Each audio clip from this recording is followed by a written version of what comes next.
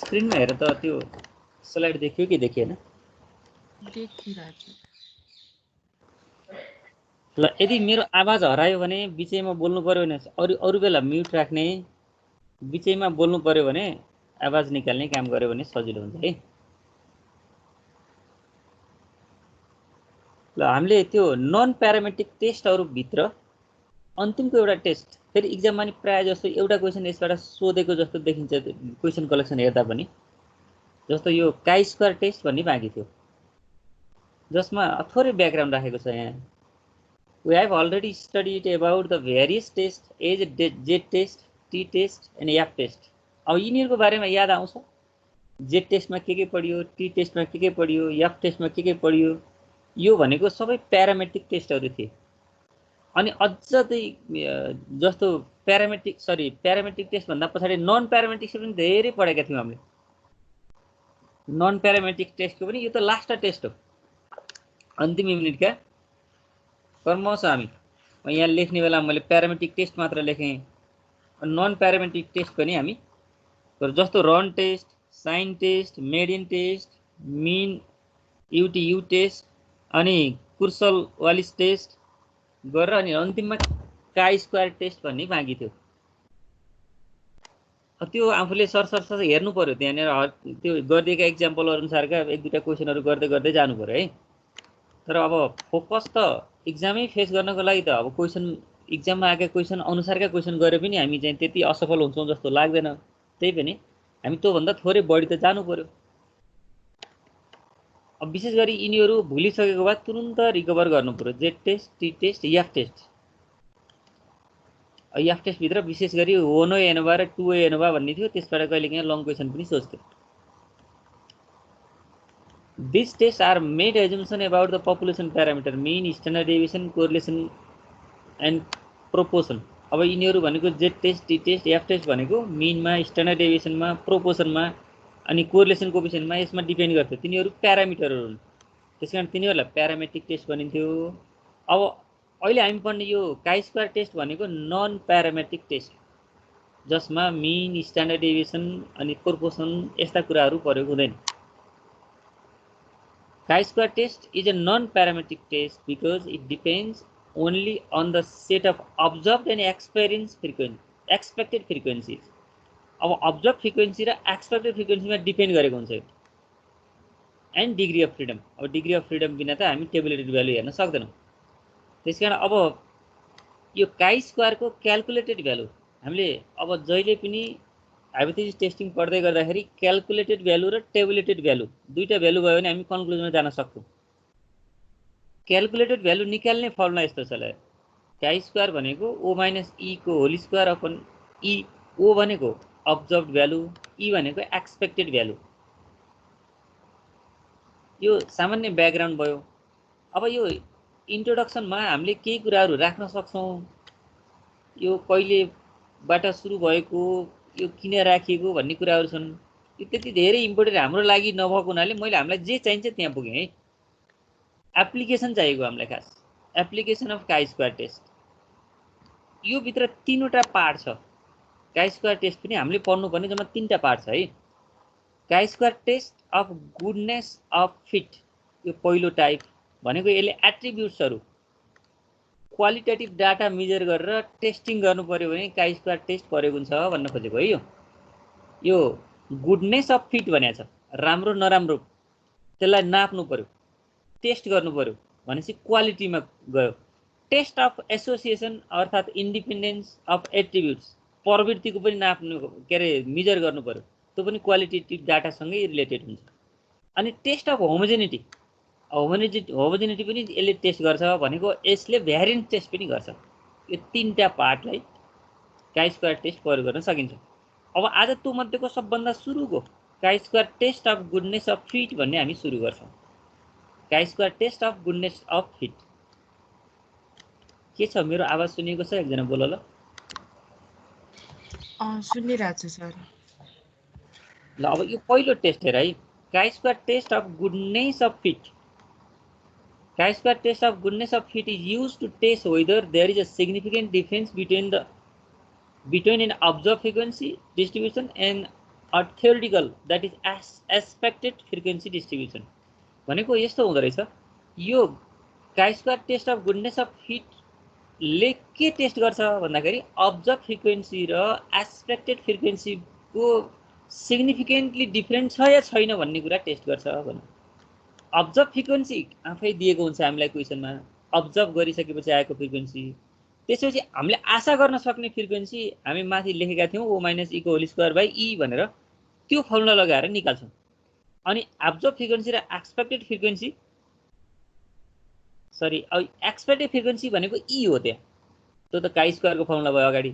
ओ minus ईको whole square by E भनेको त काई स्क्वायरको क्यालकुलेटेड भ्यालुको फर्मुला हो।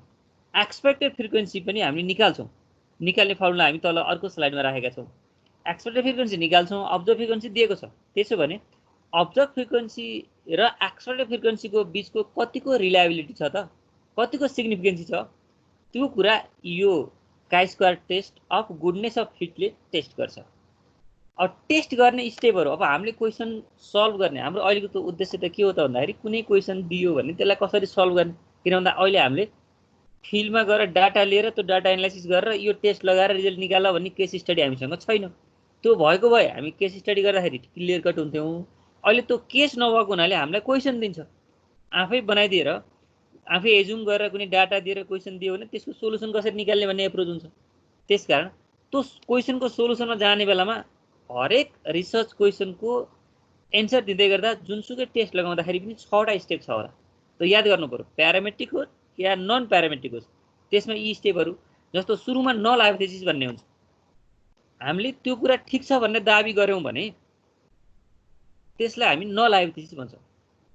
नल हाइपोथेसिस H0 ले जनाइन्थ्यो।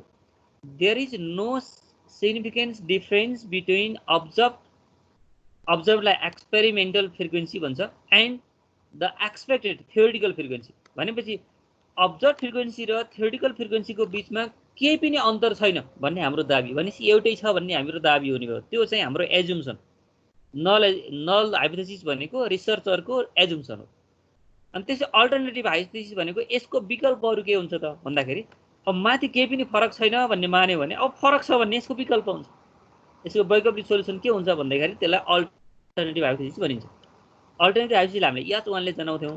H1 भनेको there is a significance difference between observe and expected frequency भन्नु पर्यो। यो दुईटा स्टेप भयो।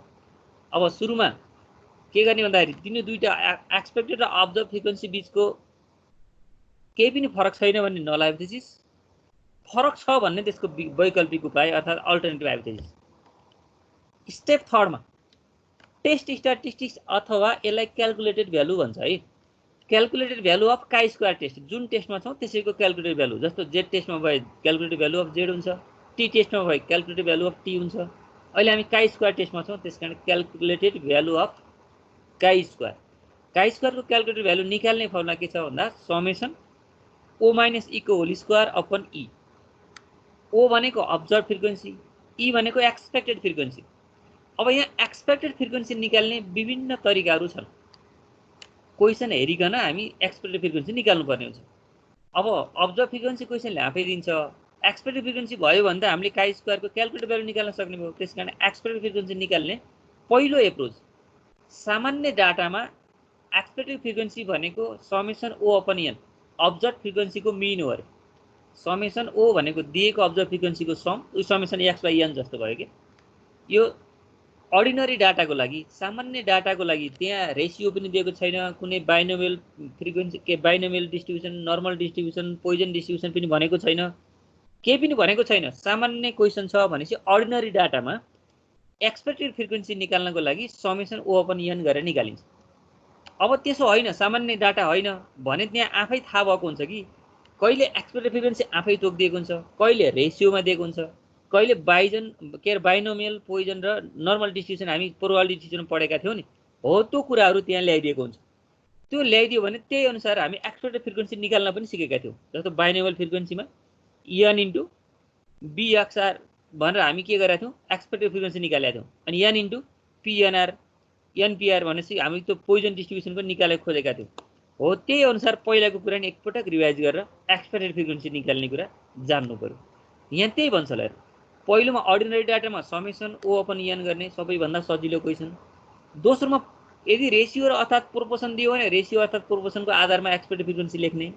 जस्तो 3:2:1:4 भनेर दियो भने टोटल फ्रिक्वेन्सीलाई 3 पार्ट एक्सपेक्टेड फ्रिक्वेन्सी सुरुमा राख्ने अनि 2 पार्ट अनि त्यस दोस्रोमा राख्ने 1 पार्ट तेस्रोमा राख्ने 4 पार्ट चौथोमा राख्ने गरेर रेसियो अनुसार बाँड्न पनि सक्छौँ।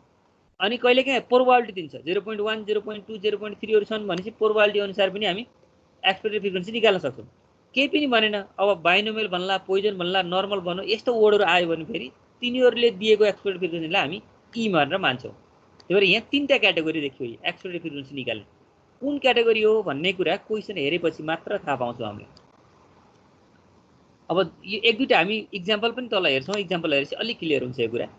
अनि स्टेप 4 मा level of significance of degree of freedom भन्यो। Level of significance of degree of फ्रिडममा जहिले पनि सिग्निफिकेन्ट लेभल कि क्वेसनले दिएको हुन्छ, होइन भने 5% हुन्छ। यहाँ त्यही लेख्यौँ given or 5% level of significance. अनि degree of freedom chi square टेस्टमा n-1 हो। n भनेको नम्बर अफ आइटम हो अनि n-1 भनेको यसको डिग्री अफ फ्रिडम हुन्छ। अब डिग्री अफ फ्रिडम र सिग्निफिकेन्ट लेभल भयो भने बल्ल काई स्क्वायर टेस्टको पछाडि गएर टेबल हेर्न सकिन्छ। त्यो टेबल हेर्ने बेलामा हामी सबैसँग बुक त साथमा छ होला, त्यो बुकको टेबल हेर्नुपर्ने हुन्छ। फाइन्ड द अनि त्यसपछि स्टेप 5 छ फाइन्ड द क्रिटिकल भ्यालु। यो क्रिटिकल भ्यालु भनेको टेबुलेटेड भ्यालु।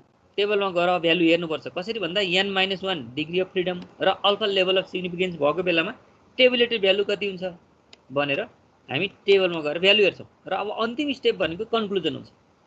स्टेप BI मा काई स्क्वायर क्यालकुलेटेड भ्यालु माथि समेसन O - E को होल स्क्वायर बाई E भनेर निकाल्छौँ अनि काई स्क्वायर टेबुलेटेड टेबलमा हेरेर निकाल्छौँ। त्यसपछि देन टेस्ट इज सिग्निफिकेन्स।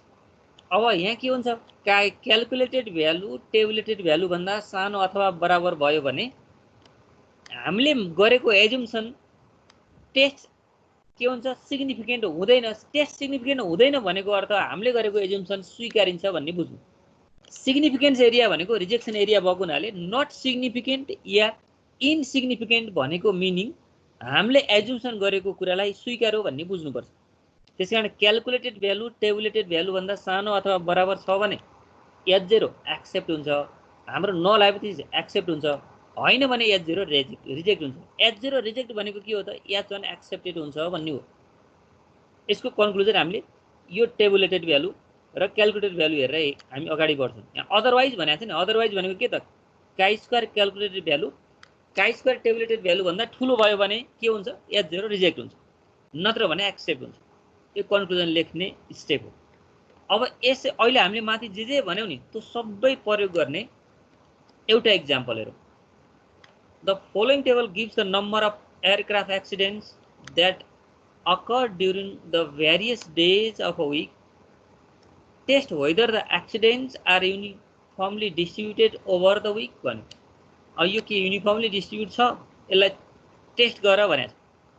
यहाँ के दिएको छ भन्दाखेरि Sunday Monday Tuesday Wednesday Thursday Friday Saturday भनेर सर हामीलाई अब्जर्भ फ्रिक्वेन्सी दिएको छ 14 16 यिनी अब्जर्भ फ्रिक्वेन्सी हुन्। एक्सिडेन्ट कुन कुन बारे कति कति एक्सिडेन्ट हुन्छन्, के त्यो एक्सिडेन्ट हुने क्रम चाहिँ युनिफर्मिटी छ भनेर हामीलाई क्वेसन सोध्यो। यो दिएको चाहिँ नम्बर अफ एक्सिडेन्ट्स भनेको उसले अब्जर्भ गरेर निकालिएको फ्रिक्वेन्सी हो। अब अब्जर्भ दिएको छ भने हामी एक्सपेक्टेड निकालेर अगाडि बढ्छौँ। त्यसको लागि H0 अगाडि भएको 6वटा स्टेप मध्येको पहिलो स्टेप H0 जे टेस्ट गर्न भन्छ त्यसैलाई दाबी गर्ने। त्यहाँ युनिफर्मली छ भनेको थियो, हामी युनिफर्मली छ भन्ने मान्नु पर्यो। केही पनि फरक छैन भन्नको लागि त जे छ भनेर टेस्ट गर्न लागेको छ त्यही छ भनेर एजुम गर्नु पर्यो। त्यसको लागि the accidents are uniformly distributed over the week हामीलाई त्यही कुरा चेक गर्न भनेको थियो। जे चेक गर्नु भनेको छ त्यसैलाई हामी एजुम गर्यौँ भने त्यसलाई नलाइफिज भन्छ। द अनि यसको ठिक्क विकल्प के युनिफर्म छ भने युनिफर्म छैन भने, युनिफर्म छ भने युनिफर्म छैन भन्ने यसको वैकल्पिक उपाय हुन्छ। यसको अर्थ त्यसलाई अल्टरनेटिभ हाइपोथेसिस भनिन्छ। The accidents are not uniformly uniform भन्नाले युनिफर्म भनेको यस्तो भने युनिफर्म भनेको कस्तो भने अब त्यसलाई जस्तो युनिफर्म स्पिड भयो भने समान स्पिड हुन्थ्यो होइन। अब युनिफर्मली डिस्ट्रिब्युटेड भनेको कस्तो भने अब्जर्भ गर्दाखेरि फ्रिक्वेन्सी जुन देख्यौ तिमीले आशा गरेको फ्रिक्वेन्सी नि त्यही हो भने बल्ल तिमीले हैन ठीक रहेछ भन्ने तिमीले के सहज रूपमा सोच्छौ। त्यसकारण अब एक्सपेक्टेड र के अरे अब्जर्भ फ्रिक्वेन्सीको कुरा एउटै हो भन्न खोजेको यहाँ। युनिफर्म भन्नाले समान फरक नहुनु। यसलाई अर्को रूपमा एक्सपेक्टेड र अब्जर्भ फ्रिक्वेन्सी एउटै छ भनेर पनि मान्न सक्छौ।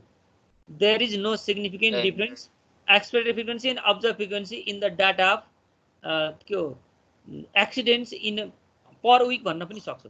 Per day in a week भन्न सक्छौ। यहाँ त डे को दिएको छ नि। त्यो आफ्नो ल्याङ्ग्वेजमा लेख्ने हो। अहिले यहाँ जे दिएको छ युनिफर्मली डिस्ट्रिब्युटेड भनेको थियो, यहाँ त्यसैलाई नल हाइपोथेसिस मान्यो, त्यसको उल्टो ठिक्क नट थपेपछि अल्टरनेटिभ हाइपोथेसिस मान्यो। अब त्यसपछि तेस्रो स्टेप के थियो भन्दा टेस्ट स्ट्याटिस्टिक्स थियो। टेस्ट स्ट्याटिस्टिक्समा के गर्थ्यौ भन्दा समेसन ओ माइनस ई को होल स्क्वायर बाई ई भनेर भन्थ्यौ। ओ माइनस ई को होल स्क्वायर बाई ई भनेको यहाँ ओ त हामीलाई दिएकै छ, ई चाहिँ दिएको छैन के।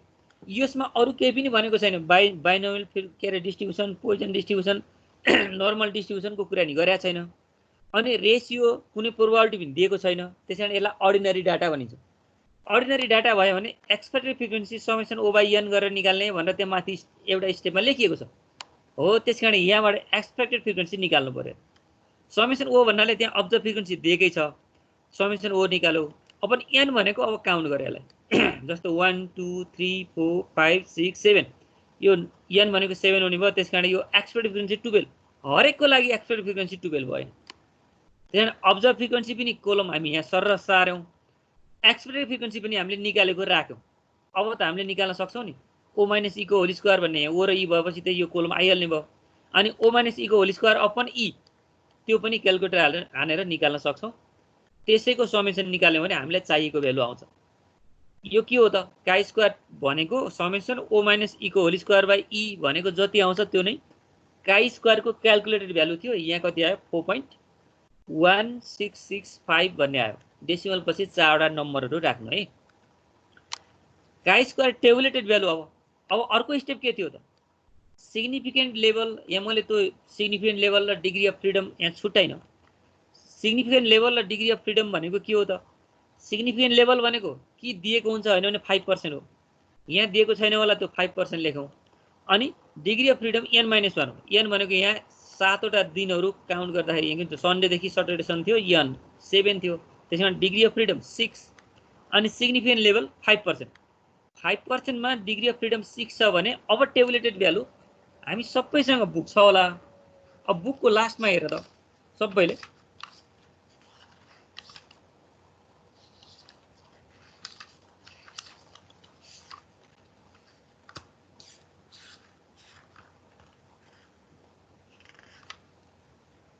त्यो काई स्क्वायर डिस्ट्रिब्युसन टेबल भनेर देख्छौ।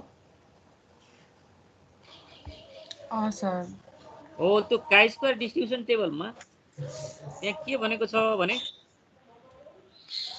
डिग्री अफ फ्रिडम भनेर लेखेको छ सबभन्दा सुरुको कोलममा। त्यहाँ डिग्री अफ फ्रिडममा 6 मा जाऊ है।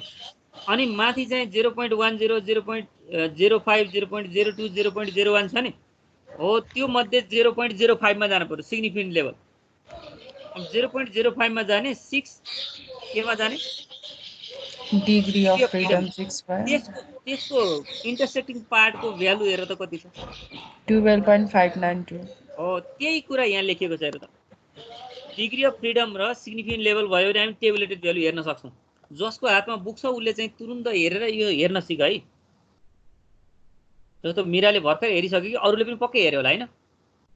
पेज नम्बर 441 मा छ होला पछाडिपट्टि। किन बुक छैन? को बोल्दै थियो अहिले? दिनेश? दिनेश बोल्दै थिए। अब यस्तो हो साथमा बुक त हुनु पर्यो है। अब बुक भएन भने त अब हामी के गर्न सक्छौँ?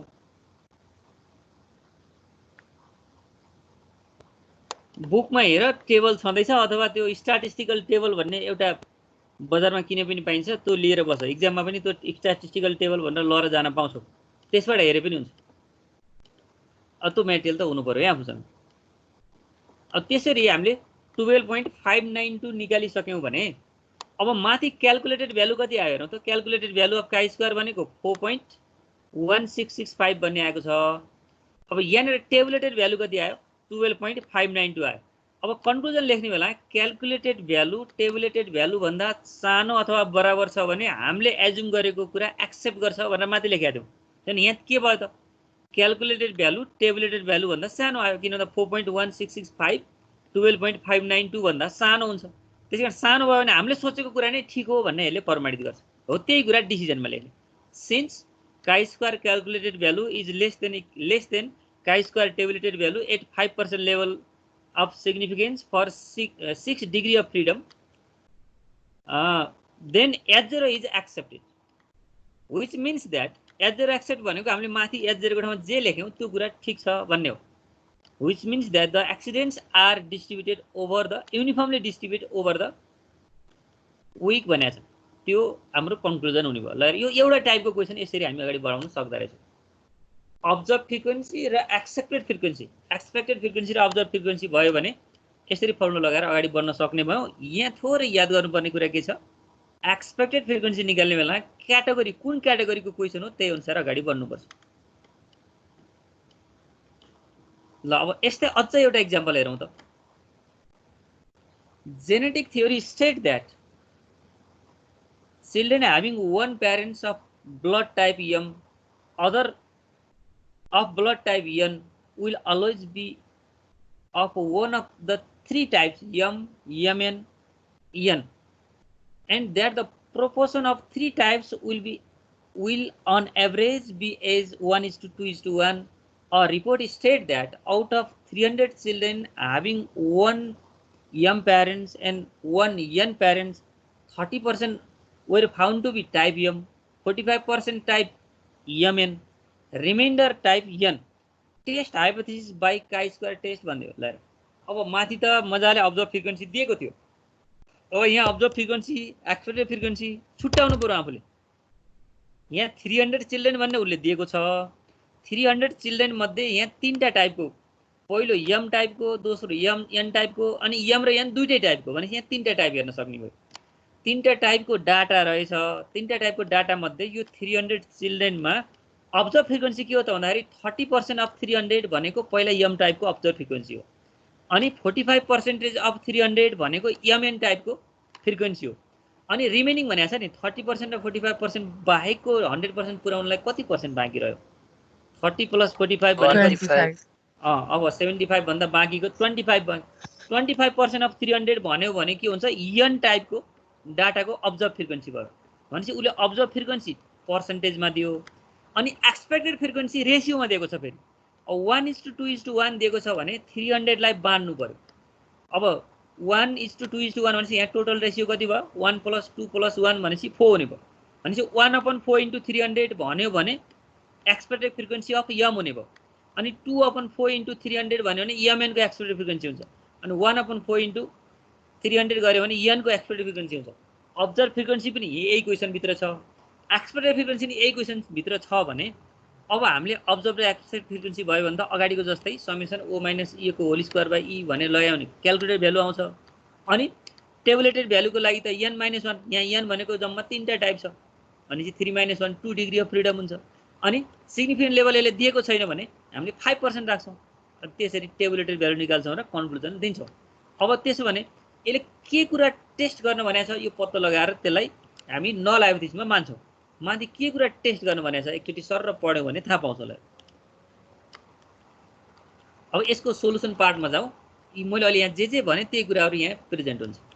ल हेरौँ त जस्तो proportion of type of blood M, Mn, N 1:2:1 भएको हुनाले टोटल प्रोपोर्सन त्यो पछाडि चाहिने हुनाले यहाँ सुरुमै लेखियो त्यो कुरा अनि टोटल N कति छ 300 छ।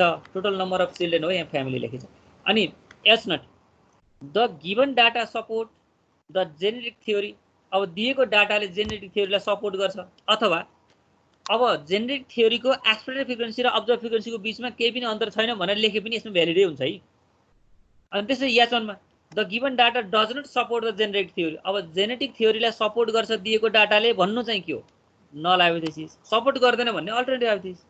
अब यसको पनि के हो त क्याल्कुलेटेड भ्यालु निकाल्ने बेला समेसन ओ माइनस ई को होल स्क्वायर बाई ई त हो नै, जसमा एक्सपेक्टेड भ्यालु कसरी निकाल्ने अब्जर्भ भ्यालु के हो पत्ता लगाउनु पर्यो। त्यसको लागि टाइप जम्मा 3टा छ, 3टा टाइप भने के त एम एमएन र एन लेख्ने, अनि 30% अफ 300 90 आउने रहेछ, 45% अफ 300 135 आउने रहेछ, बाँकी रहेको 25% अफ 300 भनेको 75 आउँदो रहेछ। यिनीहरू अब्जर्भ फ्रिक्वेन्सी भयो। अनि 300 को 1:2:1 मा डिभाइड गर्नु पर्यो। 1:2:1 भनेको के त यो एक्सपेक्टेड फ्रिक्वेन्सी हो। त्यसो भने 1/4 पहिलो पार्ट, 2/4 दोस्रो पार्ट, 1/4 तेस्रो पार्ट गरेर 75 150 र 75 आउने। अनि त्यसपछि यो दुईवटा भयो भने त हामीले ओ माइनस ई को होल स्क्वायर निकाल्न सक्छौं, ओ माइनस ई को होल स्क्वायर बाई ई पनि निकाल्न सक्छौं। त्यस्तो भयो भने हामी क्याल्कुलेटेड भ्यालु निकाल्न सक्ने भयो। क्याल्कुलेटेड भ्यालु कति आउने भयो chi square equal to summation O minus E को होल स्क्वायर बाई ई भनेको 4.5 आयो। अब हाम्रो अर्को पार्ट के हुन्छ त, अर्को पार्टमा हामी के गर्न सक्छौं, डिग्री अफ फ्रिडम र सिग्निफिकेन्ट लेभल भयो भने हामी गएर फेरि टेबल हेर्न सक्छौं के, त्यसलाई टेबुलेटेड भ्यालु भनिन्छ। यहाँ डिग्री अफ फ्रिडम 1 2 3 एन भनेको 3 हुँदाखेरि 3 - 1 हुने भयो, जसलाई 2 डिग्री अफ फ्रिडम भयो हैन। अनि 5% लेभल अफ सिग्निफिकेन्स, यदि लेभल अफ सिग्निफिकेन्स दिएको छैन भने 5% आफै सोच्नुपर्छ।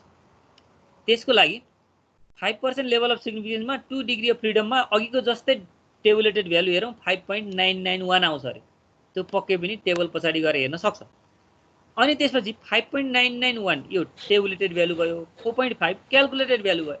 अहिले पनि अगाडिको जस्तै हुने भयो, क्याल्कुलेटेड भ्यालु टेबुलेटेड भ्यालु भन्दा सानो भएको हुनाले हामीले सोचेको कुरा ठिक छ भन्ने नै के हो त conclusion. Since chi square calculated is less than chi square tabulated at 5% level of significance for the, and then H0 is accepted, which means that the data, given data support the generic theory भन्ने हो नि, given data ले generic theory लाई support गर्छ भन्ने नै हाम्रो conclusion हुन्छ। त्यसपछि अगाडिको र अहिलेको के फरक भयो, अगाडि यदि केही पनि दिएको छैन भने अर्डिनरी डाटा भनिन्थ्यो, त्यसलाई ई भनेको समेसन ओ बाई एन गरेर निकाल्ने।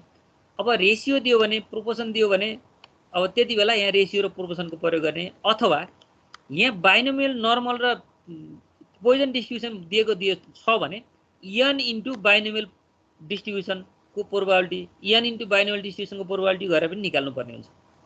त्यही अनुसार हामी अगाडि बढ्नुपर्छ। के छ यसमा केही कन्फ्युजन छ र के त्यस्तो छ भने भन ल। नै छैन। अझै एक स्टेप, अझै एउटा इक्जाम्पल हेरौँ है त। यहाँ एउटा इक्जाम्पल कस्तो छ भने मैले यहाँ माथि जति भन्दै गएको थिएँ नि अरू इक्जाम्पलहरू, हामी गरेका इक्जाम्पलहरू, अब यसमा यहाँ हेर्दाखेरि यो जुन अब्जर्भ फ्रिक्वेन्सी छन् यिनीहरू पनि 5 भन्दा सानो छैनन्। निकालेका एक्सपेक्टेड फ्रिक्वेन्सी, अब्जर्भलाई भन्दा एक्सपेक्टेडलाई हेर्ने भन्छ। एक्सपेक्टेड फ्रिक्वेन्सी यदि 5 भन्दा सानो आयो भने यो फर्मुलाले काम गर्दैन, डिग्री अफ फ्रिडम फरक हुन्छ, त्यही अनुसार अगाडि जानुपर्छ भनेर बुकमा पढ्यो भने त्यहाँ पाउँछौ। त्यसलाई मैले त्यही भएर छुट्टै एउटा इक्जाम्पल, जस्तो यहाँ एक्सपेक्टेड फ्रिक्वेन्सी निकालिसके पछाडि यदि 5 भन्दा सानो आएको छ भने त्यसलाई मर्ज गरेर 5 अर्थात् 5 भन्दा ठुलो बनाउनु पर्छ भन्छ है। यहाँ त 12 आयो, टेन्सनै भएन हामीलाई, 5 भन्दा सानो छैन, सरासर फर्मुला लगाउन पायौँ। अनि यहाँ हेर्दा 75 150 75 आयो, यसमा पनि हामीलाई गाह्रो भएन। यदि 5 भन्दा सानो आयो भने दुईटालाई मर्ज गरेर 5 भन्दा ठुलो हुन्छ कि तीनटालाई मर्ज गरेर 5 भन्दा ठुलो हुन्छ कि हो, त्यो कुरा याद गरेर जानुपर्छ अरे। त्यसकारण यसलाई मर्ज गर्नुपर्ने क्वेसन आयो भने त्यही अनुसार मर्ज गरेर अनि फ्रिक्वेन्सीलाई डिग्री अफ फ्रिडम पनि फरक बनाएर जानुपर्छ भनेको छ। त्यसको लागि मैले एउटा नोट लेखेँ, when there exist expected frequency less than equal to 5, अब 5 मात्र भए पनि त्यसलाई अझ 5 भन्दा ठुलो बनाउनुपर्छ भन्नेतिर लयो। Then the degree of freedom df equal to n - 1 - k1 - k2 हो। त्यति बेला डिग्री अफ फ्रिडम n - 1 मात्र भएर हुँदैन अरे, जसमा n - 1 - k1 - k2 हुन्छ। अब यहाँ यति कुरा याद गर्नु पर्यो, यदि यहाँ अब्जर्भ फ्रिक्वेन्सीमा होइन है, एक्सपेक्टेड फ्रिक्वेन्सीमा 5 भन्दा साना नम्बरहरू देखिए भने त्यति बेला degree of freedom n - 1 - k1 - k2 हुन्छ अरे। त्यसको लागि k1 भनेको के त, number of parameter computed if any from the given data for the estimation of expected frequency. अब प्यारामिटर भन्नाले हामी normal distribution, Poisson distribution, binomial distribution पढ्ने बेलामा त्यहाँ प्यारामिटरको कुरा गरेका थियौँ। जस्तो बाइनोमियल डिस्ट्रिब्युसन पढ्ने बेलामा n र p दुईटा प्यारामिटर हुन्छ भनेको थियौँ। n र p भयो भने p भयो कि तुरुन्त निकाल्न सकिन्थ्यो, त्यसकारण n र p लाई हामी के गर्न सक्छौँ, दुईवटा प्यारामिटर मान्न सक्छौँ। त्यसकारण बाइनोमियल डिस्ट्रिब्युसन भनेको दुईवटा, बाई भनेको 2 हो क्या, दुईवटा प्यारामिटर भएको डिस्ट्रिब्युसन भनेर पनि भन्छ। त्यहाँ दुईवटा प्यारामिटर मध्ये यदि क्वेसनमा कुनै प्यारामिटरलाई क्याल्कुलेट गर्नु परेको छ भने, दुईटै क्याल्कुलेट गर्नु परेको छ भने k1 को भ्यालु 2 हुन्छ, एउटा क्याल्कुलेट गर्नु परेको छ भने k1 को भ्यालु 1 हुन्छ, कुनै नि क्याल्कुलेट गर्नु परेको छैन भने k1 को भ्यालु 0 हुन्छ। भनेपछि यहाँ k1 ले नम्बर अफ प्यारामिटर क्याल्कुलेटेड भन्ने हुँदो रहेछ। हामीले क्वेसन पढिसके पछाडि प्यारामिटर क्याल्कुलेट गर्नु परेको छ भने त्यो क्याल्कुलेट गर्नु परेको प्यारामिटरलाई k1 मानिन्छ। अनि k2 भनेको फेरि the number of degree of freedom lost due to the pooling the expected frequency which is less than 5। 5 भन्दा सानोलाई यदि पुलिङ गर्दाखेरि कतिवटा लस भएको छ, ती लस भएको नम्बरहरूलाई हामीले k2 मानिन्छ। जस्तो 3टालाई प्लस गरेर एउटै बनायो भने अब 3टालाई एउटा काउन्ट गर्ने हो भने त 2टा लस हुने भयो नि, हो त्यहाँ k2 = 2 भन्छौँ। जस्तो 2टालाई कम्बाइन गरेर एउटै बनायो भने त्यहाँ 2टालाई कम्बाइन गरेर एउटा त काउन्ट नै भयो, अनि एउटा लस भयो, त्यसकारण k2 को भ्यालु 1 भन्छौँ। जस्तो 4वटालाई पुलिङ गरेर एउटा 5 भन्दा ठुलो बनाएका रहेछौँ भने 4वटालाई एउटा त मानियो, त्यसो भने बाँकी कतिवटा लस भयो, 3वटा लस भयो। लस भयो भने k2 = 3 मान्छौँ। त्यो हामी एउटा एक्जाम्पलमा अहिले हेर्छौँ। त्यसकारण अब यो डिग्री अफ फ्रिडम फरक पर्ने रहेछ है। एक्सपेक्टेड फ्रिक्वेन्सी यदि 5 भन्दा सानो आएको केसमा मर्ज गरेर 5 भन्दा ठुलो बनाउनु पर्छ भन्ने एप्रोच चाहिँ के हो त, यो यसको फरक डिफ्रेन्ट केस हो के। यस्तो एउटा केस पनि हुन्छ भन्ने कुरा अब दिमागमा राखिदिनु पर्यो। अब यसको एउटा एक्जाम्पल हेरौँ न। A book has 700 pages, the number of page with various number of misprint is recorded below. At 5% level of significance, are the misprint distributed according to the Poisson law भन्यो। ल हेरे पोइजन ल भन्ने कुरा गरिदियो के अहिले। अब पोइजन ल भनेपछि एक्सपेक्टेड फ्रिक्वेन्सी नि के हुनु, केबाट आउनुपर्छ, पोइजन डिस्ट्रिब्युसनबाट आउनुपर्छ। अब पहिला भुलेको भए पनि अब पोइजन डिस्ट्रिब्युसन हेर्नु पर्यो। अब पोइजन डिस्ट्रिब्युसनको प्यारामिटर पनि हामीले सम्झाउनु पर्यो। फेरि पोइजन डिस्ट्रिब्युसनमा कतिवटा प्यारामिटर थियो, सिंगल प्यारामिटर थियो। त्यहाँ लेम्डा भन्ने, लेम्डा भनेको एभरेज, लेम्डा भयो भने हामीले पोइजन डिस्ट्रिब्युसन निकाल्न सक्छौँ। त्यसकारण अब लेम्डा यदि यहाँ आफै दिएको छ भने k1 को भ्यालु 0 हुन्छ, लेम्डा दिएको छैन र हामी क्याल्कुलेट गर्नु पर्यो भने k1 को भ्यालु 1 हुन्छ। अब पोइजन डिस्ट्रिब्युसन भन्दा बित्तिकै प्यारामिटर सम्झाउनु पर्यो। प्यारामिटर जस्तो यहाँ हेर्दाखेरि कहीँ लेम्डा देखियो त छैन नि। अब त्यसलाई हामी तल क्याल्कुलेट गर्छौँ भने यहाँ त्यही हो, माथि क्याल्कुलेटेड भनेको छ क्या, नम्बर अफ प्यारामिटर कम्प्युटेड भन्यो। कम्प्युट भनेको हामीले क्याल्कुलेट गर्ने, क्याल्कुलेट प्यारामिटर गर्नु पर्यो जतिवटा त्यसको सङ्ख्यालाई k1 भनिन्छ। भनेपछि यहाँ k1 = 1 हुने देखिसक्यो, यहाँ लेम्डा छैन, हामी निकाल्छौँ। अनि k2 भनेको अब त्यो एक्सपेक्टेड फ्रिक्वेन्सी निकालेपछि मात्र थाहा हुन्छ k2 भनेको कति हुन्छ भन्ने कुरा। टेबल हेरेर एक्सपेक्टेड फ्रिक्वेन्सी निकालेपछि 5 भन्दा साना कतिवटा आउँछन्, कतिवटालाई मर्ज गर्नुपर्छ र कति लस हुन्छन्, लस भएको नम्बरलाई लेख्ने हो। पुलिङ गर्दाखेरि डिग्री अफ फ्रिडम जति लस हुन्छ त्यो लस भएकोलाई मात्र लेख्ने भनेको। अब यसको सोलुसन हेरौँ त। H0 भनेको त उसले जे दाबी गरेको छ त्यसलाई हामी मान्ने हो। The misprint are distributed according to the Poisson law. अनि त्यसपछि the misprint are not distributed according to the Poisson law. Alternative अब दिस। अब टेस्ट स्ट्र्याटेजी भनेको फर्मुला जहिले पनि एउटै छ, O-E² भन्ने हुन्छ। अनि यहाँ अरू कुरा ठिकै छ, मात्र एक्सपेक्टेड फ्रिक्वेन्सी के अनुसार जानु पर्यो भन्दाखेरि पोइजन ल अनुसार जानु पर्यो। पोइजन ल प्रयोग गरेर अब पहिलाको भुलेको भए पनि अब याद गर्नुपर्ने भयो। जस्तो एक्सपेक्टेड फ्रिक्वेन्सी इन पोइजन ल, पोइजन लमा के हुन्थ्यो, e को पावर माइनस लेम्डा, लेम्डा को पावर r/r फ्याक्टोरियल भनेर हामी एउटा फर्मुला पढाएको थियौँ। हो त्यो अनुसारको अनि इन्टु n गर्यौँ भने एक्सपेक्टेड फ्रिक्वेन्सी आउँथ्यो। अब यहाँ पनि त्यही गरिएको छ। अनि त्यसको लागि पहिला लेम्डा चाहिन्थ्यो नि, हो त्यो लेम्डा भनेको समेसन f(x/n) गरेर आउँछ। समेसन f(x/n) भनेको त्यो फ्रिक्वेन्सी त्यहाँ दिएको छ, अनि फ्रिक्वेन्सी इन्टु x त्यहाँ कतिवटासम्म पुग्न सक्छ भन्ने कुरा फेरि एकचोटि हामी जानु पर्यो कि। त्यहाँ यो हेरौँ त, नम्बर अफ मिसप्रिन्ट x, जस्तो यहाँ 0 1 2 3 4 5 5सम्म पुग्न सक्दो रहेछ n को भ्यालु। अनि यहाँ यो f र x भनेको यो दुईटा, यो f हो 660 इन्टु 0 मिसप्रिन्ट हुने कतिवटा भन्दा 660 छ। भनेपछि यो दोस्रो कोलम f रहेछ, पहिलो कोलम x रहेछ। अनि समेसन f(x) पनि यहाँबाट निकाल्न सकिन्छ। अब समेसन f(x/n) गरे बल्ल लेम्डा आउँछ। यहाँ पहिलो पार्ट त्यही गर्यो, समेसन f(x/n) भनेको f into x plus f into x plus f into x upon n भनेको त यो समेसन fx बाइ n भन्दा समेसन f हुने भयो नि मिन निकाल्ने बेलामा त मिन निकाल्ने बेलामा डिस्क्रिट डाटा जस्तै गरी बिहेभ गर्दै गर्दा n भनेको त के हो त समेसन f हो त्यो सबैको प्लस गर्दाखेरि n आउँछ अनि समेसन fx अपन n भनेपछि बल्ल के आउँथ्यो मिन एभरेज एभरेजलाई नै हामी लेम्डा मान्छौँ त्यसैले त्यही गर्यो यहाँ समेसन fx बाइ n गरेर यसको मिन 0.15 भन्ने आउँदो रहेछ यो एउटा प्यारामिटर हामीले क्याल्कुलेट गरेको कारणले k1 को भ्यालु 1 लेख्नुपर्छ जतिवटा प्यारामिटर क्याल्कुलेट गर्छौँ k1 को भ्यालु त्यति नै हो यदि एउटा नै क्याल्कुलेट गरेका छैनौँ भने k1 को भ्यालु 0 हुन्छ अनि यस पछाडि एक्सपेक्टेड फ्रिक्वेन्सी निकाल्नु पर्यो कहाँबाट भन्दाखेरि पोइजन डिस्ट्रिब्युसनको फर्मुला लगाएर n इन्टु पोइजन डिस्ट्रिब्युसन हो अब पोइजन डिस्ट्रिब्युसनको फर्मुला e को पावर माइनस लेम्डा लेम्डा को power r upon r factorial भन्ने थियो त्यसमा इन्टु n गर्यो भने n भनेको त्यही समेसन f 700 छ इन्टु n गर्यो भने टोटल के आउँछ हरेकको एक्सपेक्टेड फ्रिक्वेन्सी आउँछ r इक्वल टु 0 हुँदा r इक्वल टु 1 हुँदा 2 हुँदा 3 हुँदा 4 हुँदा 5 हुँदा कति आउँछ भन्ने कुरा सर यो के आउँछ एक्सपेक्टेड फ्रिक्वेन्सीहरू आउँदै जान्छ एक्सपेक्टेड फ्रिक्वेन्सी आउँदै गयो भने अब यहाँ तल लएर एक्सपेक्टेड फ्रिक्वेन्सी राखौँ त बल्ल थाहा हुन्छ अब्जर्भ फ्रिक्वेन्सी हामीलाई दिएको थियो एक्सपेक्टेड फ्रिक्वेन्सी हामीले निकाल्यौँ केबाट भन्दा पोइजन डिस्ट्रिब्युसनबाट यसबाट निकालेका हौँ है त्यो निकालिसके पछाडि यहाँ लएर राख्दै गर्दाखेरि हेरौँ त 5 भन्दा साना नम्बरहरू 0.004 आएको रहेछ 0.013 आएको रहेछ 0.0340 आएको रहेछ यदि यो तीनटालाई प्लस गरेर 5 भन्दा ठुलो हुन्छ भने ठीक छ यतिलाई पुलिङ गरे हुन्छ तीनटालाई त्यति गर्दा पनि भ्याइएन यो तीनटालाई प्लस गर्दा नि 5 भन्दा सानै हुन्छ त्यसकारण अब चारवटालाई एक ठाउँमा कम्बाइन गर्नु पर्यो हेर्दा यो 6.780 भन्ने 5 भन्दा ठुलो हुँदा हुँदै पनि यो तीनवटालाई प्लस गरेर मात्रै 5 भन्दा ठुलो भएन के त्यसकारण यो चारवटालाई नि प्लस गरेर एउटै फ्रिक्वेन्सी सम्झिनु पर्यो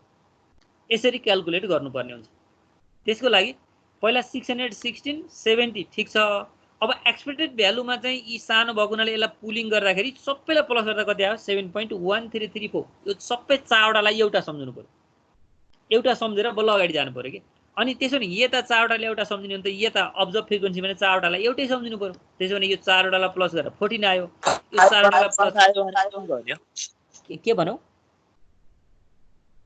5 भन्दा सानो आयो भने पुलिङ गर्यो 5 भन्दा सानो आयो भने पुलिङ गरेर प्लस गरेर त्यो भन्दा ठुलो बनाएर अगाडि जानु पर्यो